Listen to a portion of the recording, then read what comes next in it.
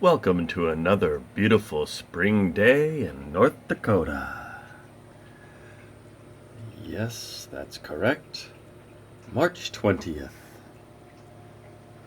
And look at the end of the week. Oh, man, that's great. Only problem is, that's what's called carrot season. That's how they keep everyone from killing themselves this time of year. Because you think it's going to be better by the end of the week. But watch, once you get there, it's like this apparition. It's like chasing a mirage. It's not going to be warm. That's carrot season. So, as you can see from the forecast, we're living in the final part of the last days of winter.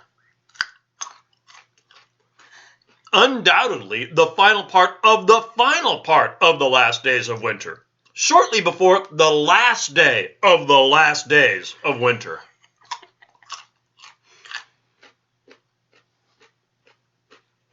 Speaking of sensationalism, have you ever noticed, why do I only get 3 clicks? You know, like when you're on YouTube, you only get 3 clicks. Yeah, it seems like the YouTube algorithms have no problems catering to our sometimes sinful, as you mentioned, sensationalism.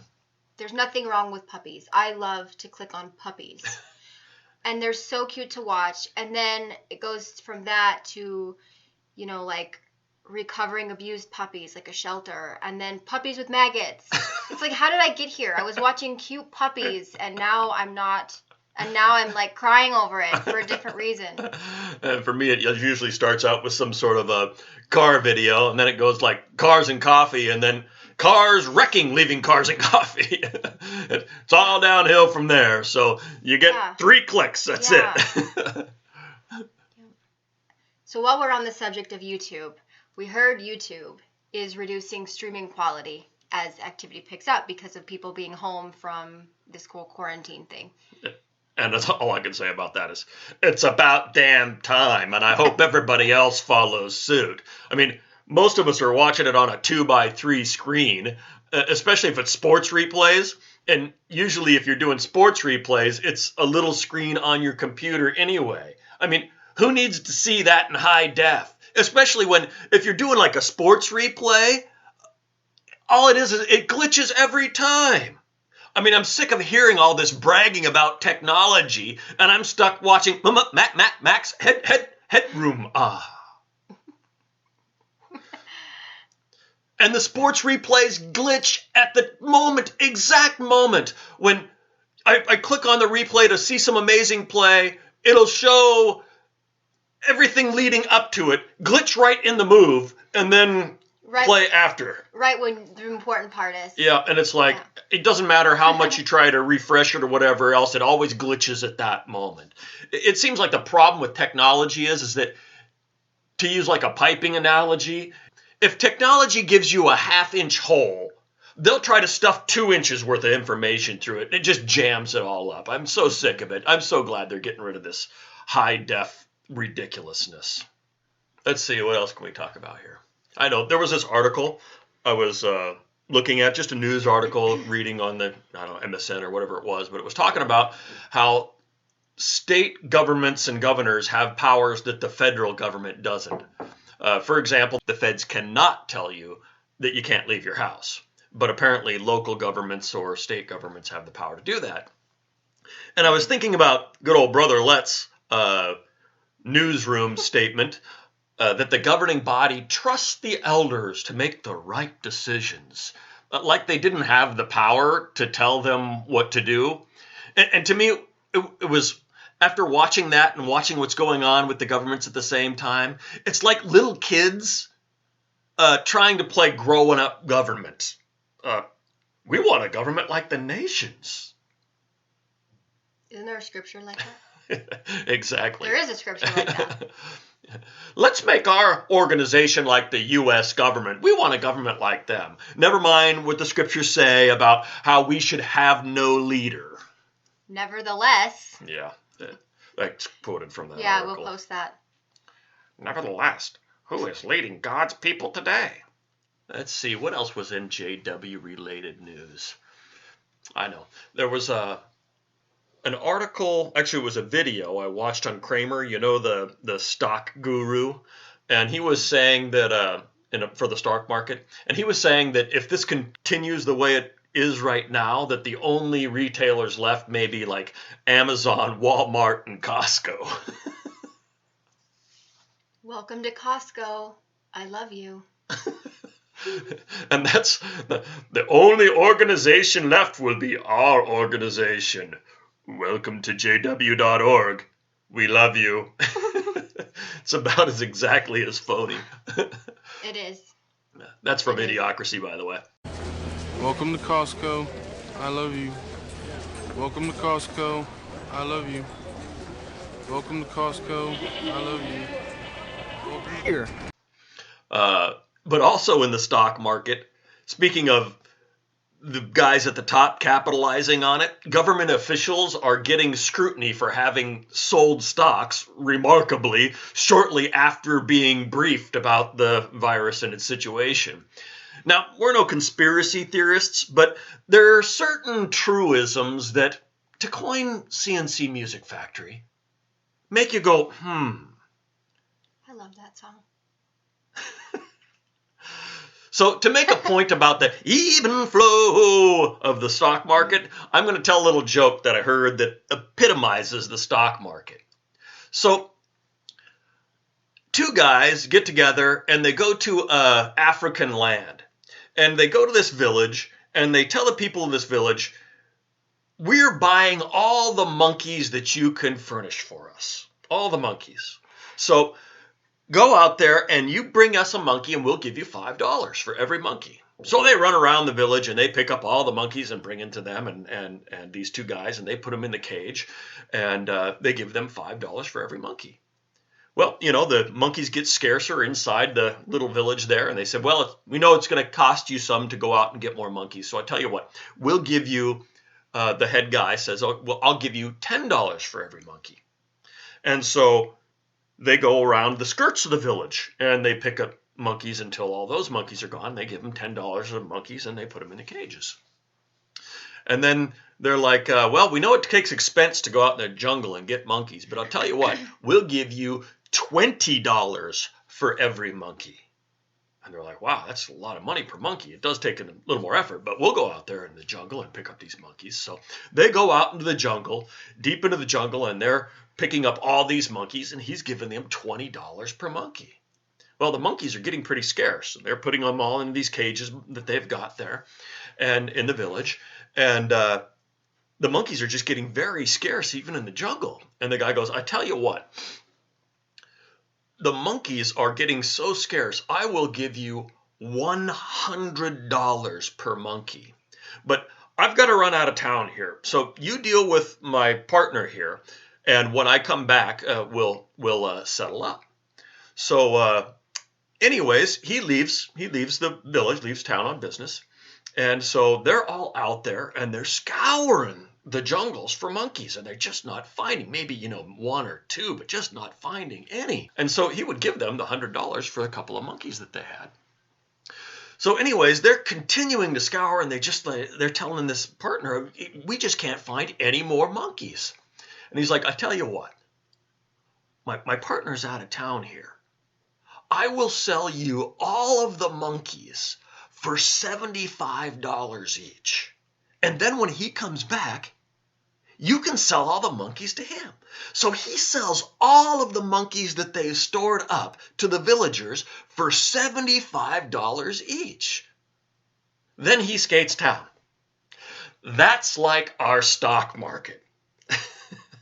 They raise it up, an opportunistic system based on speculation of the value, not even the real value. They raise it up, and then soon as, I won't be a conspiracy theorist and say that they create the opportunity, but as soon as the opportunity arises, they bail out, and then when it's not worth anything anymore, and the townspeople got nobody to sell the monkeys to, well, then they come back in and they'll buy them all up again for $5, and they'll do it all over again.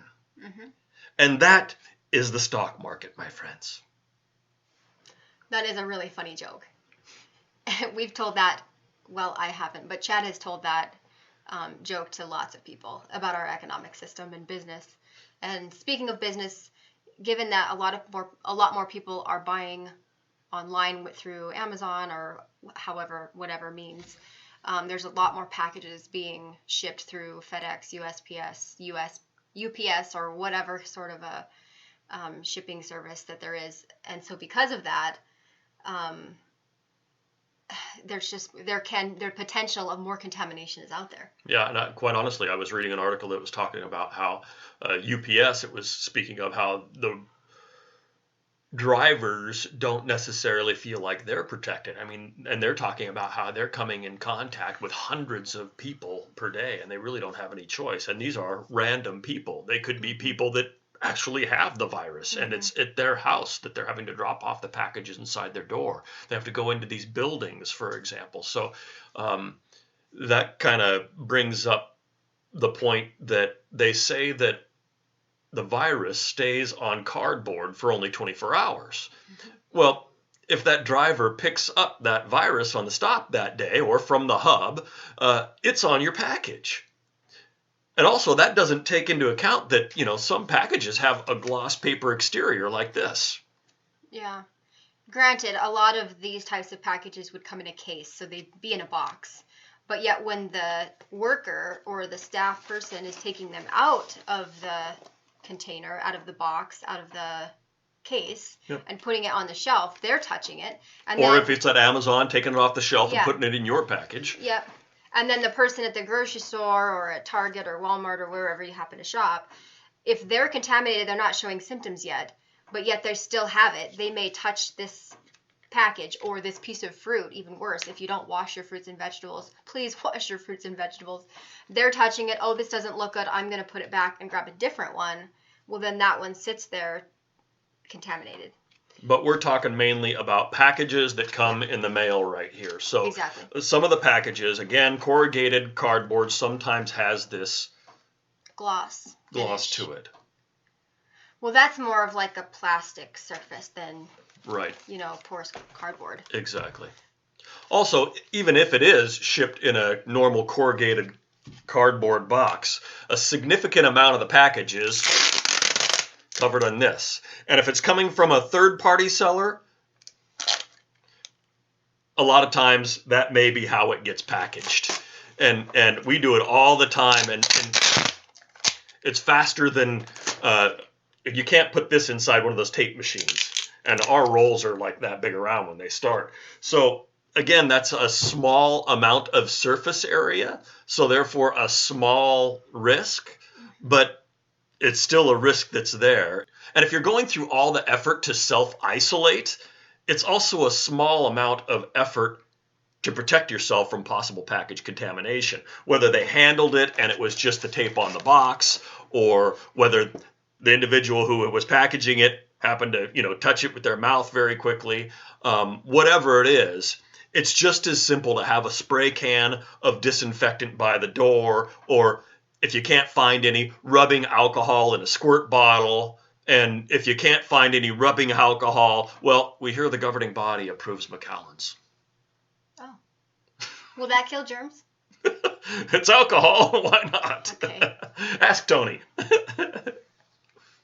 So we'll show you a day in our life when we're not under quarantine, in the last of the last days of winter. So this is what we mean when we say it takes 10 times longer to do anything in the winter. It's a pretty warm day out today. It's like 30 degrees, which is odd for February, but we're taking advantage of it. But even to get this tire, which should be simple just to throw in the back of the truck because it's sold, I've got a Baja in here, tie a stupid chain to it and around it. Tiffany's pulling one stupid door handle.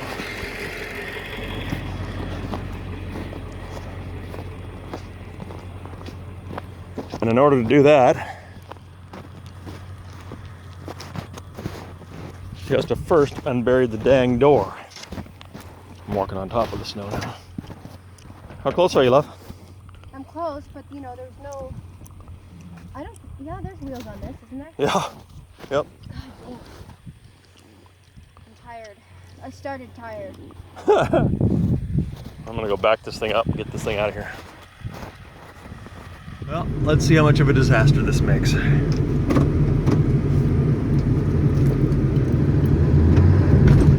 Maybe it worked.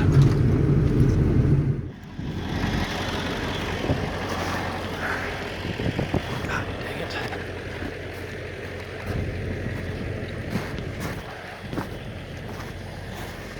Slid right under it, just like it was supposed to.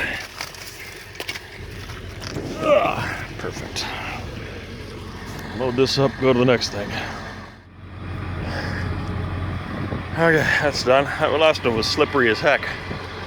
Hard to get in there. Now I gotta trudge over here. See if I can even get into the senior compartment. Hopefully it doesn't look like this one. On top of the snow again.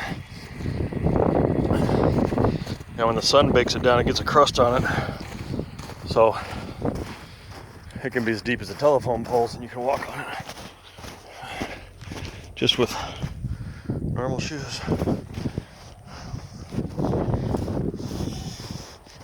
There's a guy that bought a set of wheels off that car, but I don't think that's gonna happen.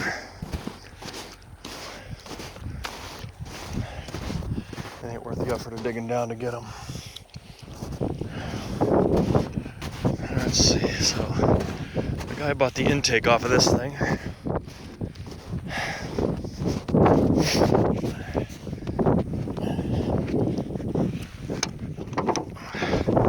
And that's what I thought.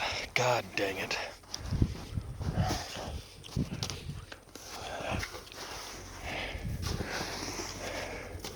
And there's no moisture content in the snow. I mean, it won't even pack. It's so, but it just gets into everything. It's so dry and powdery. Shoot. Well, that ain't gonna happen either. I'll leave the hood open. Maybe I'll go pull the hood off just so that way it'll sit there and defrost. The sun beating down on it. Shoot. 10 millimeter. Another thing a guy wanted. Everybody keeps buying crap off the dang cars. We got dang near 2,000 items listed, and they're buying crap that's already off. Won't buy the stuff that's already off the cars. But I think they're in the trunk, which I gotta dig out too. Just a set of hubcaps. I already pulled the wheels off this car. That is the one problem with it getting crunchy like this, is that if you break through, you go down to your waist. Or worse. Snow mountain. Snow mountain. Climb Everest here. Be careful, don't blow my knee again. If I can get grip on this side.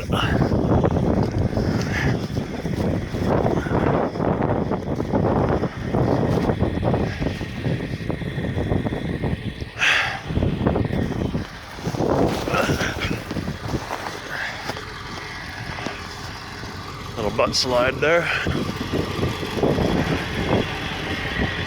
And then I have to pull off the trunk lid off that car too. I think that's accessible. Look at that. Where wonders never cease. You almost done? I am done. Oh, good. Do you want me to leave that little clip on it for the walk? I don't care. It don't matter. That's fine. Okay, these are all back on it. The rubber bush, the rubber things are on it. Is the other door panel in there, or do we bring it They're back both with in us? there now. Do you want them out? That other one, you probably ruined it. Why? You left it in there and the snow is just piled on it. Is it? Can you get it out of there easy? If you can, yeah, get it out. We'll take them back to the house. It won't be ruined because the snow's too dry. It might once it starts melting, but there's no moisture in this snow. Here because of the glass. Yeah. Yeah, if you can pull those out better. What do you want me to open the other door? Never mind. Okay. You know, you could just take this back. I'm gonna go over here and finish digging this out. I've got it started.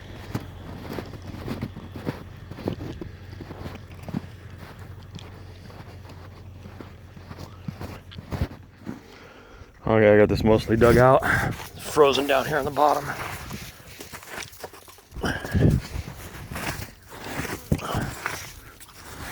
Like doing archaeology because you don't want to ruin any of this stuff with a shovel.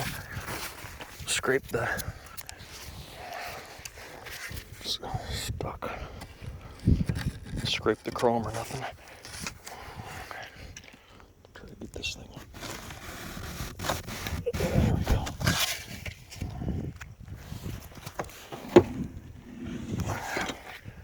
And look at that. There they are. Good. Glad I remembered those were in there.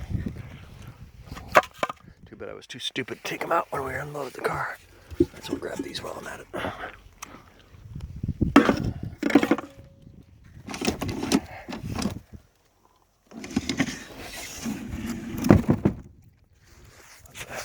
Oh, everything's out of kilter. Well, that does that. Now I gotta pull that steering wheel over there. Oh, I got the hood off of this thing too. If I can make my way across that without falling to my neck. Yeah, come on, baby. Excellent. Shortcut. Yeah, but these guys from Florida are like, well, can't you just sweep the snow away? Yeah, it's dry and fluffy, but on the top, once it starts getting crusty, there ain't no way to get down in there, even to see the bolts and crap. And like I say, it's really there's not a whole lot of moisture in it. Won't even pack a snowball. It's like sand, but it just packs in there so much that you can't really do anything.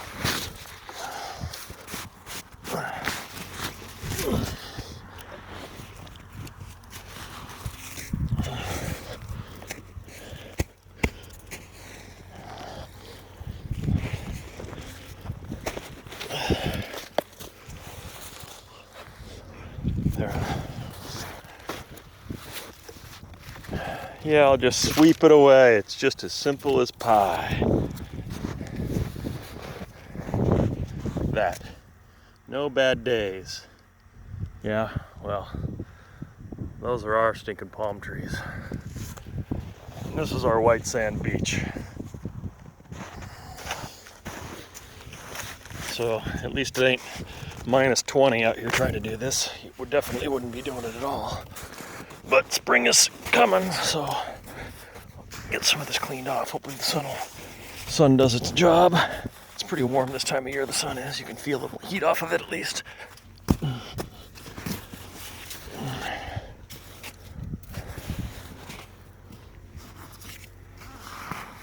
But it'll take a couple of days at least of nice 30-some day temperatures to melt this off enough where I can get in here. Get most of this down. Either that, you come out with a nip coat. And by the way, this will happen in one night.